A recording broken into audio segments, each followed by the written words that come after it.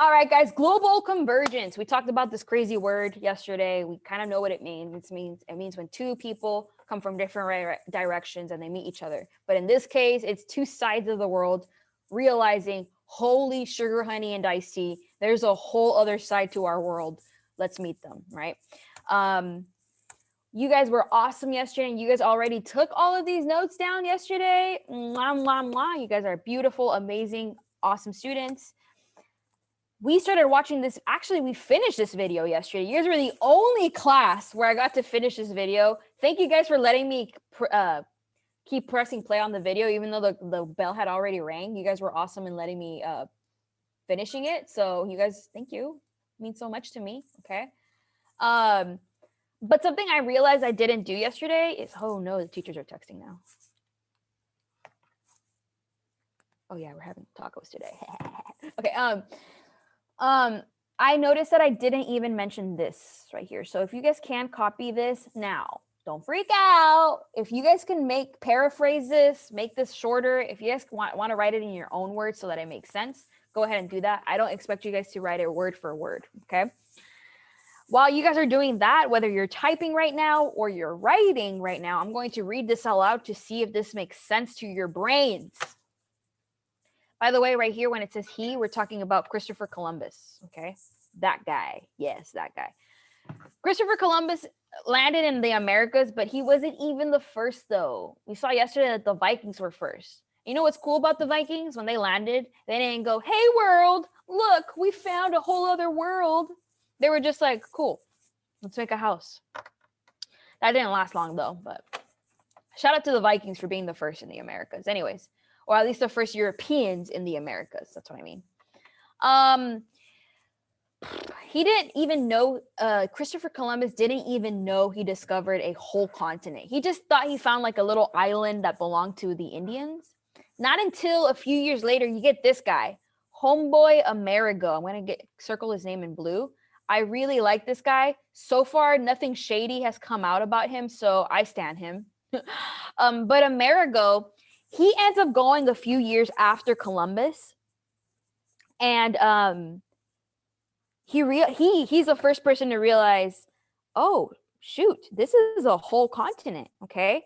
And because of him, that's why we call the New World America, right? His first name is Amerigo. We call the land America, America. La, la, la, la, la, la. I honestly don't know the rest of the song. But anyways, Amerigo, thanks to you, we call this land America. Okay. I'm not going to press play on this video. You guys were amazing and you guys watched it yesterday. Thank you. Send me a number 8 in the chat whenever you're ready to go to the next slide. And just to review with the students that didn't watch the video yesterday or kind of already forgot, we liked watching that video because you saw two perspectives, right? You saw two opinions. One guy is fighting saying, hey, Columbus should be a hero. Because if it weren't for him, our great, great, great grandparents wouldn't have come from Europe to start a new opportunity here, which honestly, with peace and love, no, I agree with that. I see his point. Yeah, some of our great, great, great grandparents came from Europe or from Asia or from Africa. And thank you for that. But also, you don't come to someone else's land and say that you own it and then commit genocide, right? And if you don't know what genocide means, it means kill hundreds upon thousands and sometimes even millions. So you don't do that. You don't do that. There's probably a friendlier way to do it, right? And then another thing that was said too was, someone could be a hero in one time in history and they can be a villain in another time in our history. Why? Because the more you do your research and the more you find out some stuff that can be negative or positive, you have to say to yourself, who cares about what your teacher says? You have to say to yourself, should I actually hype this person up in history based on everything they did? Right? What does that say about me if I say that this person is a hero? Last year during well, we still have the Black Lives Matter movement going on, right? But last year, after George Floyd, rest in peace, happened, and that's when everyone started going on the streets, and we had the whole Black Lives Matter marches and everything. You saw in some parts of America where they were even bringing down some statues. And you guys probably don't know any of the statues they brought down. You guys are going to learn about all those statues later. I mean, next year in 8th grade history. But a lot of statues were being brought down, and some people would be mad. They'd be like, why are you bringing that down? That's an American history, a hero, American hero right there. And then people are like, well, have you done your research? Have you studied everything he believed in? Did you see that he also owned slaves? So it's like that. It's totally up to you on your opinion. Like, should some people be celebrated or not based on your own research? Okay. Based on your own research. You got to study everything, research everything. Okay. By the way, I only have 3 students that have told me in the chat that they're ready. So I'm still waiting to go to the next slide. I hope everyone's writing or typing right now.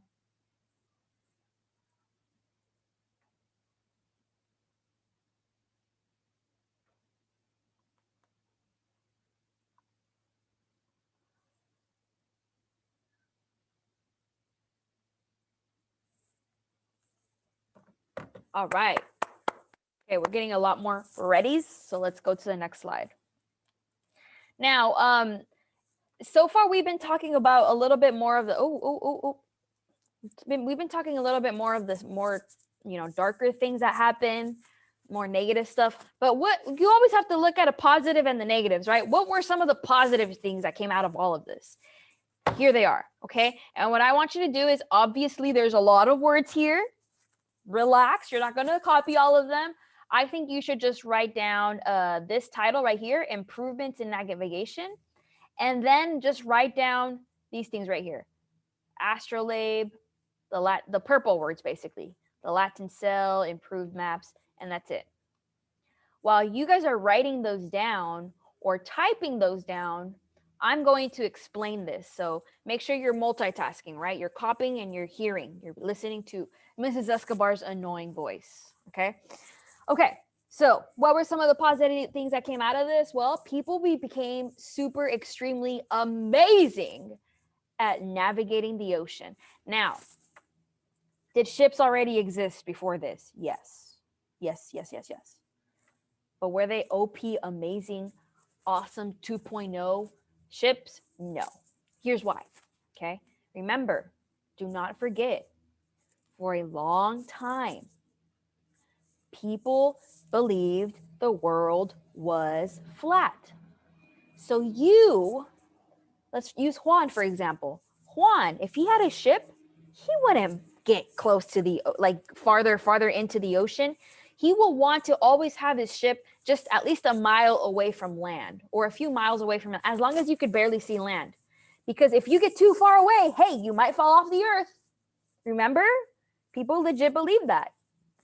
Another reason why it was too scary to sail way too deep into the ocean is because I thank God that I've never been stranded in the middle of the ocean, but I've seen movies, and I'm sure you guys have seen movies.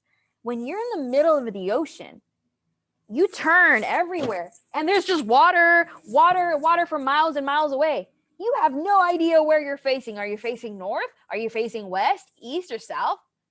Where are you, right? You can never tell. You can never tell in the ocean. That's why people before this time period that you're learning about, people would never bother going into the ocean. That's why I have to give a little bit of credit to Christopher Columbus. I'll give him some credit because homeboy, he actually had the guts, the courage to sail into the Atlantic Sea, okay, into the Atlantic Ocean. And when he was in the middle of it, I bet anything, you guys, that bro thought, oh my gosh, I'm probably lost. But he tried his very best, and he finally made it to the Americas. And so when he went back to Europe and he told everyone, I found new land, it's full of gold, and everyone got super interested to go find their own land to claim as their own, that's when ships started becoming super, super awesome, in the sense that they were very, very They were improved so much that you could travel miles and miles and spend years in a ship and you'd be fine. At least when it comes to um like going to certain directions and everything. You'd probably die on a ship because it gets so dirty in there. People poop in there, food goes bad, sometimes it gets too stuffy. If one gets sick, everyone gets sick. So yeah. But here's some of the cool things that came out of them. Improved maps. Okay, improved maps. I need someone to use I need someone as an example right now. Say me in the chat quickly, quickly, quickly. All right, the first person that said me was Jacob. Jacob. I'm going to use other people as examples right now, but for Jacob hears Christopher Columbus. Let's pretend he's in España, in Spain, right? Jacob hears that Columbus found new land. Jacob also wants to make money for himself. He wants to chase that bag. Here's the thing though. Jacob at heart, he's a good person. And Jacob doesn't want to go over there to kill any Native Americans. He doesn't want to go over there to steal a bunch of gold and resources from other people. He doesn't want to go over there to try to force other people to become Catholic. No, he wants to go, and I think Jacob is smart. Jacob wants to go simply so he can find a new land and update the world maps. Because pay attention, if he can find new land and update a map, all he needs to do is go back to Europe, find a printing press, right? A printer, print out a bunch of updated maps and sell those. And people are going to buy them, right? Because now you have all these people wanting to go to America. Oh, Jacob found an improved, he has an updated map. Let's go, let's buy it. And that's how Jacob is making bank, right? Improved maps. Nowadays, honestly, and by the way, what's that job title? If I had to give Jacob's name, job, a title, that title is cartographer. Someone that all you do your life is make maps, right? Update maps. Nowadays, do we really need those? No, because we have satellites. And the satellites are constantly taking pictures and zooming in and out of the earth. So we don't really need a cartographer anymore. But back then, Jacob would come in clutch. He would make that money. Money, baby. All right. Let's see. What's next? Astrolabe. I'm going to use Genesis now as an example. Genesis was the second me. Genesis is a mom during this whole time period. And with Peace and Love Genesis is a little poor, okay? And she's kind of struggling to find food for her 2 kids. Let's pretend she has 2 kids, okay? Luke and Leia, just because it's Star Wars Day, right? Anyways, Luke and Leia are her 2 little kids. And she hears that there's this new land. And this land is full of gold. It's full of resources. Genesis thinks, look, let's pretend Genesis is married to Chris Hemsworth. Thor. That guy's hot. Anyways. So Thor and Genesis, they're like, we gotta go to the Americas. So hopefully right there, we can make money, right? And so they go over there. But the thing is, once they're in the middle of the Atlantic Ocean right here, they have no idea where they're at. Because everywhere around them, they turn and they turn. There's no land.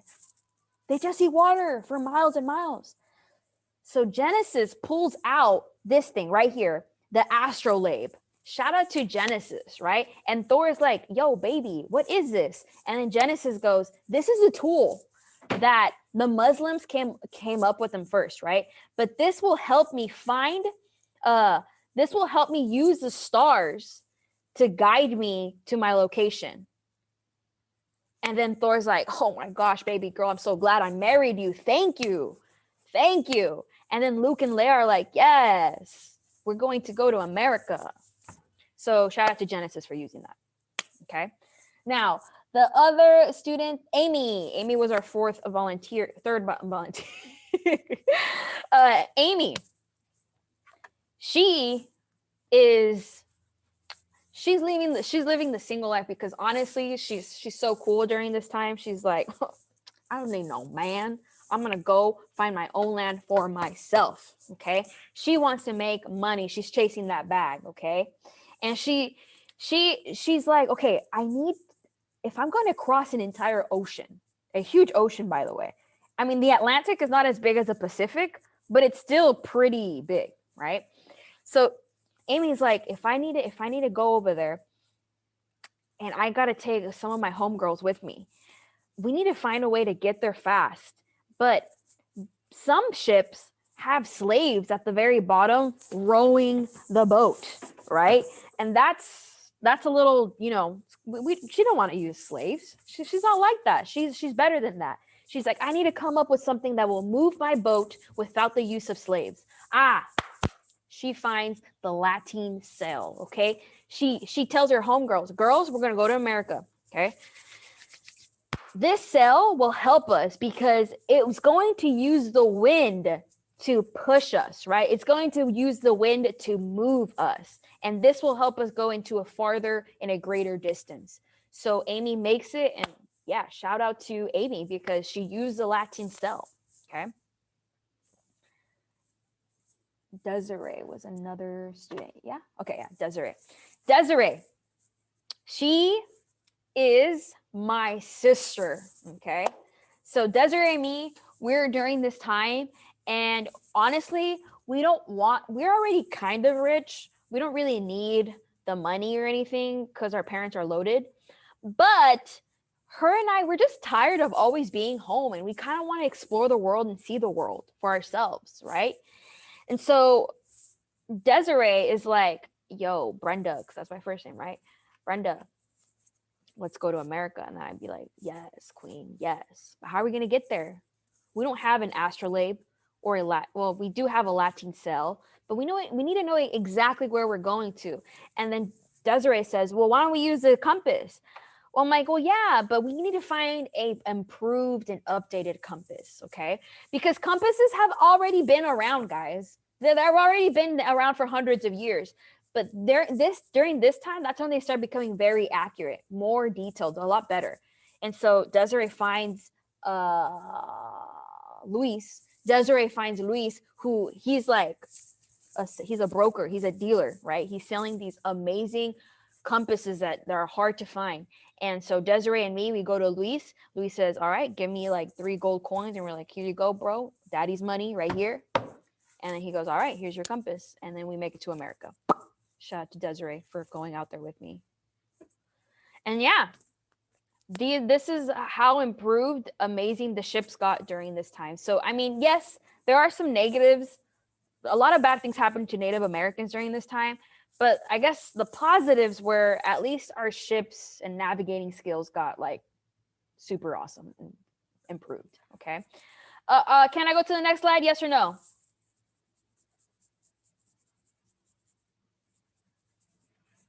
Cool. Oh, actually, I have to go to another screen to show you guys this. So here is an example of what, by the way, I used all those examples right now as if only one ship had everything. I mean, one thing.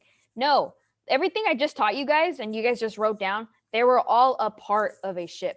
So here is an example of what these ships look like with all of those things together. The Latin sails, the I forgot what's it called? Someone spell it in the chat. That thing that uses the stars to guide you. What is it? I forgot. Not the compass. No. Compass tells you where's north. The other thing, the astrolabe. Thank you. Okay. Thank you. So you're seeing a ship that right here includes the astrolabe, a compass, the Latin cells. It's an awesome ship. There's no need to have any slaves at the bottom, just rowing and rowing for hundreds of thousands of miles, which would be excruciating. But yeah, right here we're seeing this. This is what the front would usually look like, especially if you were European. most people were still Catholic, so they would just straight up, right? If you guys were Raiders fans, you guys would probably have a Raiders fan right here, but they're God's fan, so they have a cross right there. Okay, and we'll see later this week that the moment they arrive and they find these Native Americans, they think that, oh my gosh, because I don't want to sound rude, but a lot of people, even today, think that their religion is the right religion and everyone else is wrong. And you're totally, if you're one of those students, that's totally fine. I get it. I understand. The thing is, you don't force your religion on other people. And that's what these people did. They had this huge cross on their cells, and when they arrived, they would force these Native Americans to let go of their beliefs because they thought you're going to hell, right? And they would force these people to become Christians, right? And they would start giving them European names like Luis, like Rebecca, that's a European name, like Brenda, like Paisley is more of a British name, right? They start giving them European names. And they start letting go of those long names. Remember those long names that we learned about 2 weeks ago? 2 weeks ago? Like Tenochtitlan, Texcoco, all those names are stripped off, people, and they're given new names, a new identity, and sometimes it's forced. All the time it was forced. So we'll talk more about that though. But if you guys notice, don't look at the ship, look at the background. This is if you're in the middle of the Atlantic Ocean, it's super easy to get confused where you're facing. I'm honestly even getting a little dizzy because where are you facing? Left, right, north, east, west, south? ¿Dónde estás? Right? Right here you have the cells. You see this homeboy right here. You see this guy. Let me use my spotlight. You see this guy trying to go up. He's going to move the cell, tilt it slightly so that the ship can move left or right, right? I'm the one turning it, by the way. Yeah. This is on behalf of our textbook. Our textbook has a cool website where it teaches you stuff like that. You see this guy right here, he's just out there, making sure he's pointing directions, using probably the astrolabe. Right here, there's other guys on the boat. This guy in the back, you guys see, I don't know if you guys can barely see this, but he's pulling some of the strings to also tilt the sails. So shout out to them. And what happens in everything in life? When something starts becoming very, very good, bad things also happen. I don't know why, it's just the balance of life. If something good happens, something bad happens, right? As a result. And when people started becoming very good at navigating the sea, guess what job title became new? Pirates, right? Pirates start coming out and about during this time. Now, pirates already existed, but were they as popular as they were during this time period? Oh, no. This time period, that's where it becomes like very popular to be a pirate. Mrs. Escobar, I've heard of what a pirate is. I know that they usually have a bird over here, they have a hat, and they go, arr, right? What do pirates actually do? That's my alarm. Pirates go, try to run into other ships, and they want to loot as much as they can, right? If you go on a ship, it's most likely going to have a treasure box full of gold coins, either because it went to America and collected a bunch of gold, or it's coming from Europe and it needs the money to pay the sailors, right? There's usually going to be a box full of gold somewhere. So these pirates got to loot. And how many video games do we have on PS4, on whatever, where you're a pirate and you got to loot, right? So many. And it comes during this time period because so many people are hearing word that there's a whole new land and they want to go travel to America so they can become rich themselves. Pirates know that. So they're going to be out there hunting you, making sure, right? They're going to be looking for me, Denise, Genesis, Amy. They're going to be looking for all of us, Jacob, and they're going to try to find our ship, destroy our ship a little bit, kill everyone on deck, and loot. That's how they make a living. Okay. Now, that is it. That's the end of today's lesson. What I want everyone to do before the bell rings, we still have 4 minutes left, is turn in the notes you have right now.